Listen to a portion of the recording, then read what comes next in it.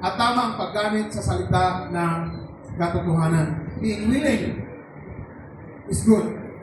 Ito nga, aada ka, andam ka nga magtrabaho, andam ka mutabang, maayo na.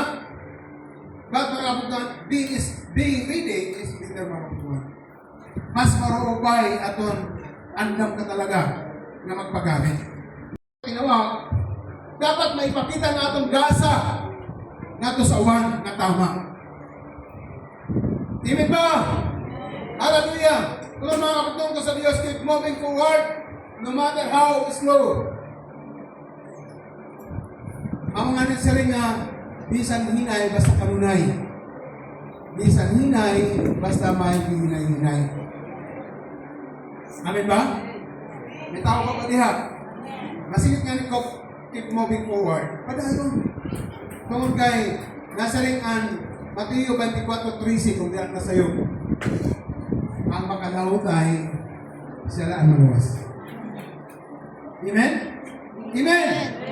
Sa mga taong tapat na makakapagtuturo o makakapagturo rin naman sa iba. Makipagtiis ka ng mga kahirapan. Hello?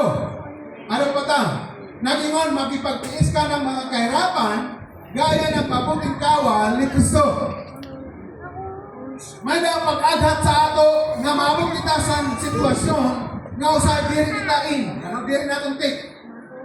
But karon sa Dios, nasa ni makipagtiis ka singon na kung nasakitan man ang imong katapat, ang simpatiya na. Kung malipay man ang imong katapat, ang kalipay na asa. Amen ba? Dili kay nalipay ng imong katapat, imong pasuklahon. Kaya dili ka ni maaram nga ang iyang kalipay tugtog na lang diha karon. Namo ba ta? Dapat ang kalipay, dapat ang simpatiya niya sa atong mga kaigsuunan gaya ng mabuting kawal ni Kristo.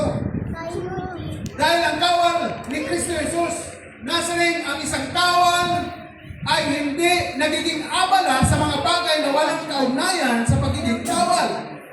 Sa halip, sinisikap niya mabigyan ng kasiyahan ng kanyang pinuno. Napakata? O sa isulti mga igsunan, ang isang kawal ay hindi nagiging abala sa mga bagay na walang kaugnayan sa pagiging kawal. O singon, ang mga anak sa Diyos, ang mga anak alaga sa Diyos, di rin na nag-iisip kung nano pa itong namamutang nila sa kalibutan. Nasa si Kristo, nga naman nga nagtawag ka Ginoo sa akong, na di ka man lang namamati, makaaraon. God is not impressed by presence without submission. Amen? Yes, kinanglan natin ang presensya, pero kung ada ka man lang na wala pagsubmitar, tawag. Amen. Knowledge and understanding. Araw na dili ta masipya sa nato pagpangalaga din sa Ginoo. Amen? Amen ba? Palapangan natin atong buhay nga Diyos. Gamay lang na gusto ka makasusubo. Nano ba ang pundasyon sa nato pagpangalaga sa Ginoo? Usahay nga ni magpakiana, Lord, tagaan mo sa tamang nga pundasyon. Anak mo makakaupod sa simbahan. Hallelujah! Matod nga, arason nga, mag-ampo ka lang sa masakiton, maka-ayo.